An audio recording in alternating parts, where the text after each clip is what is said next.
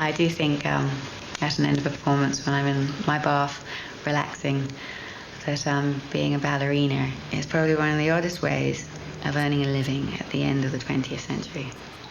All the work and pain I go through and put my body through, I do wonder why I want to get these blisters at all every day, you know.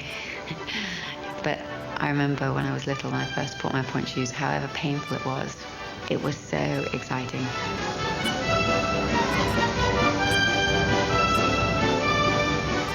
You have to be a very special person. If I can quote Margot, somebody said to her, well, you know, if it's such agony, why do you go on, you know? And she said, well, you know, you when you're little and you're enjoying it and you're getting better and everything, and you're not in pain then, but then suddenly you're finding that you're having a success and that you're doing something and the world's applauding you, and then it's too late. So you have to keep going. It's the red shoes syndrome.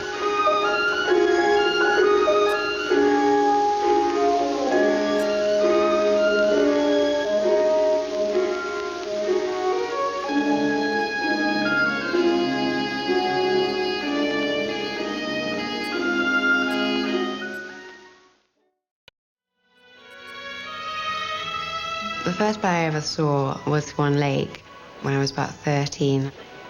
The thing that struck me the most about the performance was really the atmosphere of the theatre and the pitch blackness before the curtain went up, and the conductor starting with the orchestra, and that kind of buzz of, you know, what's it going to be like when the curtain opens.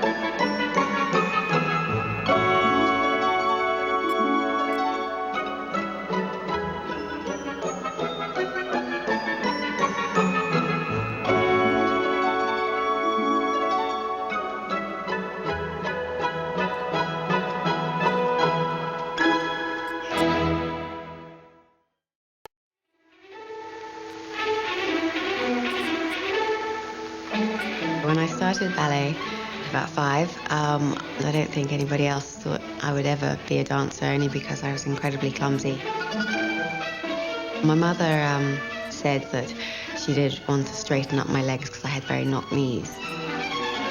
Most of the time I'd be under the piano and my mum would come and get me and she'd go, hasn't she come out there underneath the piano? And the teacher would go, no, I haven't been able to get her out, you know. I think I was very undisciplined before I went to White Lodge. I always wanted to do what I wanted, you know, it was up to me what I wanted to do, and I think a lot of teachers were incredibly frustrated.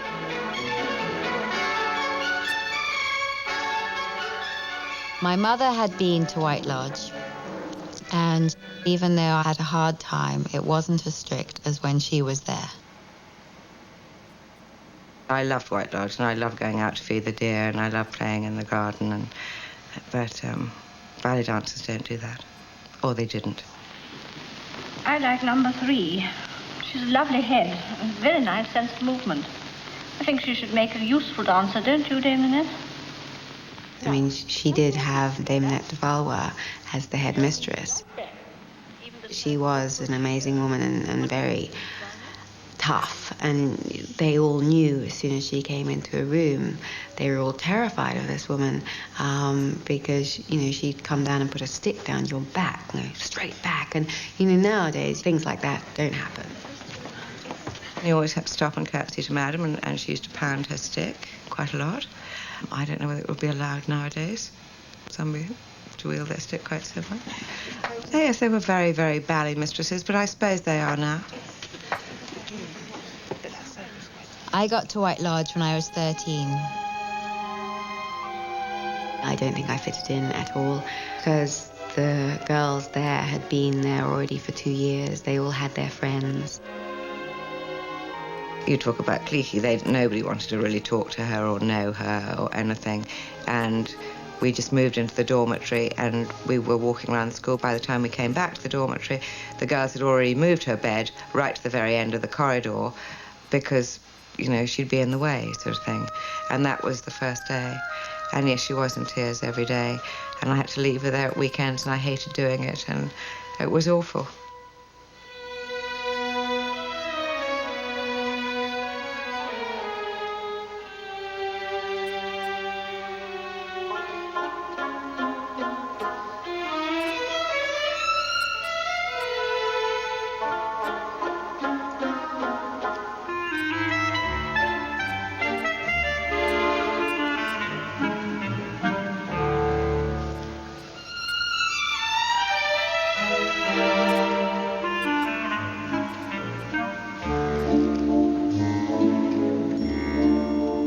They used to have these lovely glass windows where the stairs used to go down towards the studio.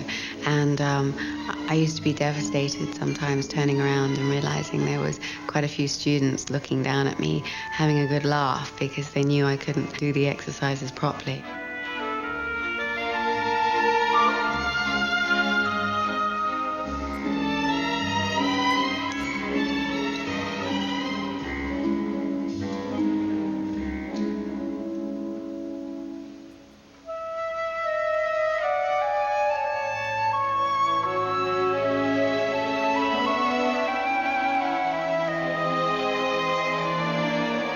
If you don't have that discipline behind you and the people pushing you, you know, you'll have trouble.